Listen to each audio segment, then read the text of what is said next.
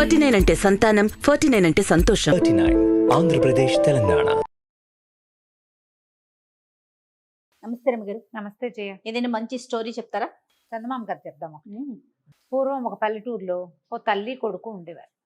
వాడు కొంచెం మత్తు ఎక్కువ పాపం, పెద్దగా తెలివైన వాడు కాదు. మాధవుడు వాడి పేరు. వాడికి ఏ విషయమో తొందరగా అర్థమయ్యేది కాదు. ఏదైనా ఒక మాట 3-4 సార్లు చెప్పాలి వాళ్ళమ్మ. ఒరే కంచాలు పెట్టు, కంచాలు పెట్టు, కంచాలు పెట్టు అంటే కంచం అది కంచపుచ్చుకుని నుంచునేవాడు. వాడు పెట్టాలి పెట్టాలి అని చెప్పాలన్నమాట. అన్నీ 3-4 సార్లు బాగా విశదంగా గట్టిగట్టిగా అట్లా చెప్తే అర్థమయ్యి పనిచేసేవాడు. కానీ పని తక్కువే.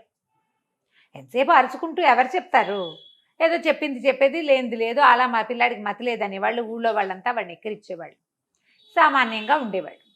సామాన్యమైన కుర్రాడు. ఒక 19-20 ఏళ్ళు, 22 అలా వచ్చి ఏం పని చేయకపోతే ఆ పిల్లాడిని ఏం పోషిస్తుంది? చింతపిల్లాడిలాగా ఇంత తిండ కదా వాడు. శుభ్రంగా తిండి కావాలి. ఇది చేయలేదు వాళ్ళమ్మ. పాపం ఏదో ఆ పని ఈ పని చేస్తూ కొన్ని చోట్ల వాడితో బలవంతంగా పని చేపిస్తూ ఎట్లాగొట్లాగా అట్లా మేనేజ్ చేసేది. అయితే ఏమైంది? ఒరే వంట చేరుకు అయిపోయింది, పొయ్యిలో కట్టెలేవు, కట్టెలు కొట్టుకురారా, కట్టెలు కొట్టుకురారా అని 10 సార్లు చెప్పింది. చాలాసార్లు చెప్పాక ఇక ఒకరు పూటంతా ఇచ్చేసి మంచి ఎండవేళ భుజాన్ని గొడ్డలు వేసుకుని ఓ ముద్ద అన్నం తినాక వెళ్ళాడు. అన్నం తిన్నాడు, గొడ్డలు భుజాన్ని వేసుకుని అడవిలోకి పోయాడు. పోయేసరికల్లా ఏమైంది? ఒక చోట వాడు వెళ్తూ ఉంటే ఎవరో ముగ్గురు పడుకుని కనిపించారు. చెట్లు దూరంగా ఉన్నాయి. వీళ్ళు ఎండలో పడుకున్నారు. ఓకే. అయ్యయ్యో వీళ్ళు పడుకున్న చోట ఎండ పడుతోంది. వాళ్ళు చెట్టు కింద పడుకోలేదు ఎందుకు అని ఊహించలా వాడు. వీళ్ళ మొహాల మీద ఎండ పడుతోందని ఏం చేశాడు? ఈ గొడ్డలతో పాటు ఒక చిన్న కత్తి ఉంటుంది వీళ్ళకి. ఏంటంటే కంచె ఏదైనా చెట్టు ఎక్కడైనా ఇరుక్కుందనుకో, ఈ కమ్మ కత్తి అంటారు, వంపుగా ఉంటుంది అర్ధచంద్రాకారులు. అది పెట్టి లాగితే కొంకి కత్తి, అది లాగితే వస్తుంది. ఆ కొంకి కత్తి పెట్టి చుట్టూతో ఉన్న 4-5 చెట్ల తాలూకు అంతంత కొమ్మలు కొట్టి కొమ్మలు నరుకొచ్చి వీళ్ళు పడుకున్న చోట వీళ్ళ మొహాల మీద ఎండ పడకుండా పాతిపెట్టాడు. వాడికి ఆ బ్రెయిన్ ఉంది. మామూలు పనులు లేవు కానీ ఈ తెలివి ఉంది. అయితే వాళ్ళకి మొహం మీద ఎండ పడకుండా నీడ పడేసరికి మెలకు వచ్చింది. ముగ్గురు కళ్ళు తెరిచి చూశారు. ఎవర్రా అబ్బాయి నువ్వు? ఏమిటి ఇవన్నీ ఎందుకు పాతిపెట్టావు అని అడిగారు. మీ మొహం మీద ఎండ పడుతోంది, పడుకున్నారు కదా, పాపం ఎండ పడకుండా చేస్తే మీరు హాయిగా పడుకుంటారని పెట్టానన్నాడు. అనేసరికల్ ఎంత మంచివాడివిరా నువ్వు ఏదనుకుంటే అది అవుతుంది పో అన్నారు. అనేసరికల్ వీడికి ఓసారి చెప్తే అర్థం కాదు కదా, వాళ్ళు ఏదో చెప్పారు అనుకున్నాడు. వీడి దారిని విడిపోయాడు. ఆ కొమ్మలు ఈ చెట్లు ఇవి అవి మొత్తానికి నరికాడు. పెద్ద మోపయింది. సాయంత్రం వాళ్ళమ్మ చెప్పింది 4 రెమ్మలు నరుకు రావద్దు, బాగా పెద్ద కట్ట తీసుకురా. అక్కడి నుంచి ఓ తాడు మళ్ళేసి అంత మాత్రం పనులు వచ్చు వాడికి. తాడు ఏదో బోర్లో దోపు తెచ్చుకున్నాడు. తాడు మళ్ళేసి కట్టాడు. కట్టేది పెద్ద దుంగలాగా అయింది. వీడు దాన్ని లేపలేకపోయాడు. దాని మీదకి ఇట్లా పడుకున్నాడు. పడుకొని ఏమనుకున్నాడు? నేను ఈ దొంగను మోసుకెళ్ళలేను, ఈ దొంగే నన్ను మోసుకెళ్ళిపోతే ఎంత హాయిగా ఉంటుంది అన్నాడు. అనంగానే వాడు మర్చిపోయాడు. కానీ వాడు ఏదనుకుంటే అది అవుతుంది కదా. దొంగ రయ్యమని లేచింది. వీడు నిర్ఘాంత పెడితే వీడు లేచి వచ్చేస్తుంది. ఆ కట్టెల మోపు అమాంతం లేచి ప్రయాణం చేయటం మొదలుపెట్టింది వీడింటికే. ఈ దొంగే నన్ను ఇంటికి తీసుకెళ్ళిపోతే బాగుండు అనుకున్నాడు. ఇంటి వైపు ప్రయాణిస్తుంటే వీడు తెల్లబోయేడు. వాడికి అర్థమైంది ఇందాక వాళ్ళు ఏదో అన్నారు, అదే ఇది ఏమో అనిపించింది కానీ బాగా తెలియలా. ఇంటికెళ్ళి అమ్మకి చెప్తే అమ్మ ఏదైనా చెప్తుంది. ఆ దొంగ మీద ఏం చేశాడు? పడుకున్నవాడు కాస్త అట్లాగే లేచి చక్కగా కూర్చుని ప్రయాణం చేయటం మొదలుపెట్టాడు. అంత తెలివి ఉందన్నమాట వాడికి. కూర్చున్నాడు, చుట్టుపక్కల చూస్తున్నాడు, నవ్వుకుంటున్నాడు. ఇంతలో ఏమైంది? వీడు ఊళ్ళో కదా ఉంటాడు. ఓ రాజుగారికి పెద్ద బంగళా ఉంది. ఆ బంగళా మీద కానీ వీళ్ళు వెళ్ళాలి. ఆ బంగళా పై భాగంలో యువరాణి కూర్చునుంది. సాయంకాలం అయింది కదా, బయట కూర్చుంటారు ఆడపిల్లలు. చుట్టుపక్కల జరిగేవి వీళ్ళు మనుషులు, గొడ్డు గోద, చిలకలు పక్షులు ఇళ్ళకెళ్ళేవి, గొడ్లు ఇంటికెళ్ళేది చూడడానికి కూర్చుంది. దానికి ఈ దొంగ మీద ప్రయాణం చేస్తూ ఈ కట్టెల మోపు మీద ప్రయాణం చేస్తున్న కుర్రాడు చూసేసరికి పక్క నవ్వి. ఊరికే కట్టెల మోపు ఎట్లా ఎగురుతుంది? మామూలుగా గబుక్కుని హాస్యాస్పదంగా ఉంటే నవ్వు రాదా? నడువుకో గావంచ, నెత్తికో గుడ్డ, భుజానో గొడ్డలి కత్తి, కట్టెల మోపు మీద కూర్చున్నాడు. అదేమో రయ్యమని ఎగురుతోంది. పకాల నవ్వేసరికల్లా ఇతను అనుకున్నాడు, ఈ కుర్రాడికి ఏమనిపించింది? ఏంటి నన్ను చూసి నవ్వుతుంది? వెనక్కి తిరిగి చూశాడు. అమ్మాయి హాహాహా నవ్వేస్తుంటే ఇది కనుక నా పెళ్ళాం అయితే దీన్ని వంగ తీసి గుద్దను నన్ను చూసి నవ్వినందుకు దొంగమొహం అనుకున్నాడు. అప్పటిదాకా నవ్వుతున్న యువరా ఒక మొహం వేసింది, వాడికి వేసే చూడటం మొదలుపెట్టింది. వీడి దారిని వీడి ఇంటికి పోయాడు. వాళ్ళ అమ్మ ఆశ్చర్యపోయింది. ఇవన్నీ ఎట మోసుకొచ్చావురా అని. అదే నన్ను మోసుకొచ్చిద్దే అన్నాడు. వాళ్ళ అమ్మకి అర్థం కాలేదు. మాట్లాడకుండా ఊరుకుంది. కట్టెలన్నీ విడదీసుకున్నారు. చిన్న ముక్కలు చేయరాంది, వాడు ముక్కలు చేశాడు. ఇంకా వాడేం పెద్దగా ఊహించల. అంత ఊహ ఉన్నవాడు కాదు, ఎప్పుడో ఓసారి ఒక ఊహ తడుతుంది పాపం. ఇంతలో ఏమైంది, ఈ యువరాణి బిక్కమొహం వేసుకుని అటు వాడు వెళ్ళిపోయిన వైపే చూస్తూ కూర్చుంది, నిట్టూర్పులు విడుస్తోంది. ఇక చిలకత్తలు చెప్పారు, ఇందాక దాకా నవ్వుతూనే ఉందండి, ఉన్నట్టుండి అమ్మాయి గారు ఎవరి మీదైనా మనసు పడిందేమో అట్లా బిక్కమొహం వేసుకుని దిగాలుగా చూస్తుంది అనుకున్నారు.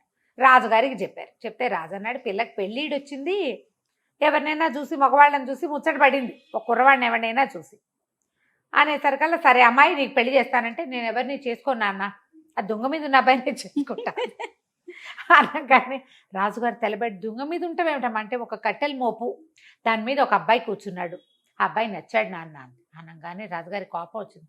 వాడెవడు దిక్కుమాలిన వాడో పరిపాలన వాడెవడో వాడిని తీసుకుంటానంటుంది ఏమిటి అంటే, సరే ఏమన్నారు మంత్రులు వాళ్ళు కేకలేస్తారు. అదేంటి మహారాజా అట్లా కాదండి, ఏదో రాజా మహారాజా వాళ్ళ పటాలు చూపిస్తావు, ఏ పటం చూపించినా ఆ అమ్మాయి కాదంటుంది, వీడిని కాదు నేను ప్రేమించింది అంటుంది. మనకున్నదా ఒక్క పిల్ల, ఎవరినైనా రాజా మహారాజా అని పిలిచి చేసామనుకోండి, ఈ రాజ్యం తీసిపోయి వాళ్ళ రాజ్యంలో కలుపుతారు. అదే మన ఊర్లో కుర్రాడే ఎవడో అయితే వాడిని రాజుని చేస్తే మన ఇంట్లోనే ఉంటుంది మన పిల్ల, మన దేశస్తుడే మనకు రాజు అవుతాడు. ఈ పాయింట్ బాగుందనుకుని మంత్రులు సామంతులు తర్వాత సైన్యాధిపతి అందరూ బలపరిచారు. మన ఊళ్ళో కుర్రాడైతే ఓ పని చేద్దాం, మన ఊళ్ళో యంగంటే ఎనర్జెటిక్ పెళ్ళిడికి వచ్చిన కుర్రాళ్ళందరినీ రమ్మందాం భోజనానికి, వాళ్ళందరినీ చూపిద్దాం పిల్లకి, ఏ కుర్రాడో అది చెప్తుంది చేసుకుందాం అనుకున్నారు. తొలినాడు భోజనాలకు పిలిచారు. ఇక ఊళ్ళో ఉన్న ప్రతి కుర్రాడు 18 ఏళ్ళ నుండి 25 ఏళ్ళలోపు పెళ్లి కాని కుర్రవేధవులంతా వచ్చారు. ఈ అమ్మాయిని అందరికీ చూపించారు. అదే అమ్మాయే చూసింది అందరినీ, ఎవ్వరు కాదండి.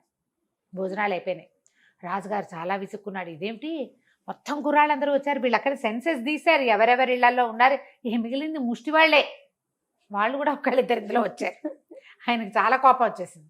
మళ్ళీ మంత్రి గారు చాలా బతిలాడాడు, పెళ్ళేమో ఇది దిగాలుగా అయిపోయి పాడైపోతుంది, మనకున్నది ఒక్క పిల్ల కదా, ఇక ముందు ఇప్పుడు ఈ పిల్లకి 18 ఏళ్ళు వచ్చినాయి, ఇంకో పిల్లాడో పిల్ల పుడతారో పుట్టరో రాజుగారికి, అట కాదండి నా మాట వినండి, ఇంకోసారి మళ్ళీ కిందసారి రాని వాళ్ళంతా మళ్ళీ రండి అని మళ్ళీ చాటింపేశారు.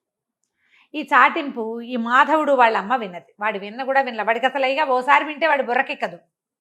వాళ్ళ అమ్మంది, ఒరే ఒరే వెళ్ళరా వెళ్ళరా, ఏం చక్క కనీసం రాజకుమార్తె నన్నెందుకు పెళ్లి చేసుకుంటుందే అన్నాడు. పెళ్లి కోసం కాదురా, శుభ్రమైన తిండైనా తినొస్తావు కదా, మనమేముంది ఏదో కూర అనుకుంటాం, చారు పోసుకుంటాం, మజ్జిగ పోసుకుంటాం, గంజన్నం తింటాం, మనం పచ్చడి గంజే మన బతుకు, చక్కగా శటసోపేతంగా పెడతారు కదా. రాజుగారి ఇంట్లో భోజనం చేసి వచ్చిన కుర్రాళ్ళంతా ఇవాళ మొన్నటి భోజనం ఇవాళ దాకా తేరుస్తూనే ఉన్నారు. వెళ్ళు వెళ్ళు అని కొడుకుని ప్రోత్సహించింది. వీడు చింపిరి గుడ్డలతో జీబు జుట్టుతో ఉన్నాడు, అలాగే పోయాడు. వాడికి దేహాభిమానం లేదు, అవధూతవాడు. వెళ్ళిపోయాడు. వెళ్ళేసరికల్లా ఆ రాజకుమార్తె చుట్టూ చూసి వీడిని నేను ప్రేమించాను అనగానే రాజు తల్లిపోయాడు. అయ్యయ్యో ఇదేమిటి వీడు ఇట్ట ఉన్నాడు, వాడి చింపిరి గుడ్డలు జీబుతల వెర్రి వెధవల్లే ఉన్నాడు, వాడికి పిలిచినా కూడా పలకటం లేదు, ఇంత మతిలేని వెధవని ప్రేమించానంటుందేంటి పిల్ల. యువరాణి వీడిని గనక పెళ్లి చేసుకోకపోతే చచ్చిపోతాను నాన్నగారు నేను అని చెప్పేసి. రాజు ఇంకేం చెయ్యాలో తెలియలా. సరే ఆయన గుండు మండిపోయింది. మంత్రి మీద సామంతుల మీద అందరి మీద కోపం వచ్చింది ఆయనకి. పెళ్ళే కదా, శాస్తి చేస్తాను మీ ఇద్దరికి, చేసేస్తాను పెళ్ళి అన్నాడు. తర్వాత రేపొద్దున ఈ దౌర్భాగ్యుడు సింహాసనం ఎక్కుతాడని ఊహించుకుంటే ఆయనకు ఒళ్ళు దురదలు చేస్తున్నాయి పాపం. సరే పెళ్ళికి ఒప్పేసుకుంటారు, పెళ్ళి అన్నారు. వీడికి మంచి బట్టలు కట్టించారు, పెళ్లి చేశారు. పెళ్లి చేసిన రోజు సాయంకాలం రాజుగారి ప్లాన్ ఏంటంటే, ఒక పీపాలో రాకుమార్తెని వీడిని పెట్టి సముద్రంలో పారేద్దాం, తన కూతురు వాళ్ళకి ఎందుకు మరి ఇప్పుడు దౌర్భాగ్యుడిని పెళ్లి చేసుకుంటానన్న పాడు కూతురు నాకెందుకు, దీన్ని రాణిని చెయ్యాలి, రేపొద్దున వాడిని రాజుని చెయ్యాలి, రాజు రాణి లేకపోతే పీడా పోయేది అంటే రాసి పెట్టున్న మొగుడు అని పాట పాడాడు మంత్రి గారు. ఆ రాసి పెట్టున్న తనం ఏంటో చూద్దాం, బతికి బాగుంటే వస్తారు లేకపోతే లేదు, ఈ మతలేని వెధవా, ఈ శృతి లేని పాట ఈ పిల్లది అని చెప్పేసి సరే పెళ్లి చేస్తా. పెళ్లి అయిపోయింది. పెళ్లి అయిపోయాక వీళ్ళని పీపాలో కూర్చోబెట్టి సముద్రంలో దింపేస్తారనే విషయం యువరాణి చెలికత్తలకి తెలిసిపోయింది. వాళ్ళు ఏం చేశారు, అయ్యో యువరాణి ఆకలికి ఆగలేదు, ఓ పని చేద్దామని ఆ పీపాలో కూర్చోబెట్టేటప్పుడు పీపాలో దింపారు. వీళ్ళని దింపగానే ఓ ఇంత మూట తినుబండారాల మూట ఎత్తి ఒళ్ళోకి విసిరేశారు. పీపా సీల్ చేసేసి సముద్రంలో పడేశారు. అది కూడా అటు తీసిపోయారు, ఒక చోట ఎక్కడ పడవెక్కించి తీసిపోయి ఆ పడవలో కూర్చోబెట్టి సముద్రంలోకి తోసేసరికి యువరాణి ఏడవటం మొదలుపెట్టింది. అయ్యో నిన్నెందుకు చేసుకోవాలనిపించిందో నాకు తెలీదు, ఇప్పటికి కూడా నువ్వే నా భర్తవని నాకు తోస్తోంది, ఎందుకు అసలు నువ్వు దొంగ మీద ఎలా ఎగిరేవు, నువ్వు నాకు ఎందుకు కనపడ్డావు, ఈ బతికేమిటి అనేసరికల్లా వీడు ఏమన్నాడు, నన్ను ఎందుకు పెళ్లి చేసుకున్నావో నాకు తెలియదు, మా అమ్మ భోజనానికి వెళ్ళమంటే వచ్చాను అంతే నేను అన్నాడు. అనేసరికల్లా తినుబండారాలు తిందామా అన్నాడు. అనేసరికి అమ్మాయి అంది, ఇవి తింటే మాత్రం ఏం బతుకుతాం మనం, వీటికి ఈ పీపాపకి కంతలు ఉంటే గానీ గాలి లోపలికి రాదు, బతకం. కంతలు కనుక ఉన్నాయా నీళ్లు కూడా లోపలికి వస్తాయి, బతకం. ఇక బతికేదేముంది అని వలవలా ఏడ్చింది. చచ్చిపోతాం, నువ్వు పని అయిపోయింది, అనవసరంగా నీ బతుకు నువ్వు రోడ్డు మీద అయినా బతికేవాడివి, వృధాగా నీ మీద ఎందుకు మనసు పడ్డానో తెలియకుండా నేను నిన్ను కూడా చంపేస్తున్నానంటే అప్పుడు ఈ కుర్రాడికి జ్ఞాపకం వచ్చింది. మరే ఒకరోజు ఆ దొంగ నేను మీద ఎగిరాను చూడు, ఆ రోజు పొద్దున ఒక 3 పెద్దవాళ్ళు అక్కడ కనపడ్డారు. వాళ్ళు నువ్వేదనుకుంటే అది అవుతుందిలే పో అన్నారు. అందుకేనేమో నేను ఆ దొంగ మీద ఉన్నప్పుడు నువ్వు నవ్వేవు కదా, ఇది నా పెళ్ళం అయితే వంగు తీసి కుదుదాం అనుకున్నాను అనగానే మా యువరాణి అదేదో అనుకుని తగలబడి ఇప్పుడైనా ఏదో ఒకటి సరిగ్గా అనుకో అన్నది. అనేసరికల్లా ముందు ఆకలిస్తుంది ఇవి తిందామన్నాడు. ఇద్దరు కలిసి తినుబండారాలు పంచు తినేశారు. తిన్నాక మనల్ని రక్షించడానికి ఒక పడవ, ఒక నావ, ఒక ఓడ ఎవరైనా రావాలి. దీనికి చిల్లులు పడితే చచ్చిపోతాం, చిల్లులు అయిపోయినా చచ్చిపోతాం. చిల్లులు కాదు, ఈ తేలుతున్న పీపాను చూసి ఎవరైనా పడవాడు ఒక ఓడవాడు వచ్చి మన ఎక్కించుకోవాలి అన్నది. అనగానే ఈ కుర్రాడు ఏమన్నాడు, సరే ఒక ఓడ ఎవరైనా మమ్మల్ని రక్షించడానికి వస్తే బాగుండు అనుకోగానే బాయమని పెద్ద చప్పుడు వినపడింది. ఓ పడవ వాళ్ళు, అదేదో దేశం వాళ్ళు పడవ మీద ప్రయాణం చేస్తూ వెళ్తూ, అంటే ఇప్పుడు సామాన్లు అప్పట్లో ఇవి ఉండేవి కదా, వ్యాపారస్తుల పడవ ఏదో తేలుతోంది ఏమిటో చూసి ఆ పీపాని దగ్గరికి లాగారు. వాళ్ళు ఏమనుకున్నారు, ఎవరో దినుసులు పట్టుకెళ్తుంటే పీపా పడిపోయి ఉంటుంది, ఏదైనా తినుబండారాలు ఉంటాయని చూస్తే అందులోంచి పిల్లాడు పెళ్లి కూతురు పెళ్లి కొడుకు వేషాల్లో బయటకు వచ్చారు. బయటికి రాగానే సరే వాళ్ళేమన్నారు, లోపలికి ఎక్కించుకున్నారు. వీళ్ళకి ఏదో కాస్త మంచినీళ్ళు తాగడానికి ఇచ్చారు. ఎక్కడ దిగుతారు అని అడిగారు. అడిగితే ఏదో ఒక లంకలో దింపేయండి అంది రాకుమార్తె. ఇప్పుడు వెనక్కి వెళ్తే తండ్రి ఏం చేస్తాడు, అవును లంకలో దింపేయంగానే యువరాణింది, నువ్వు తెలివిగా ఆలోచించు, ఎక్కువ ఆలోచించుకోక, మనకి ఇక్కడ ఒక ఇల్లు వాకిలి పనివాళ్ళు అందరూ కావాలని కోరుకో. అంటే ఒక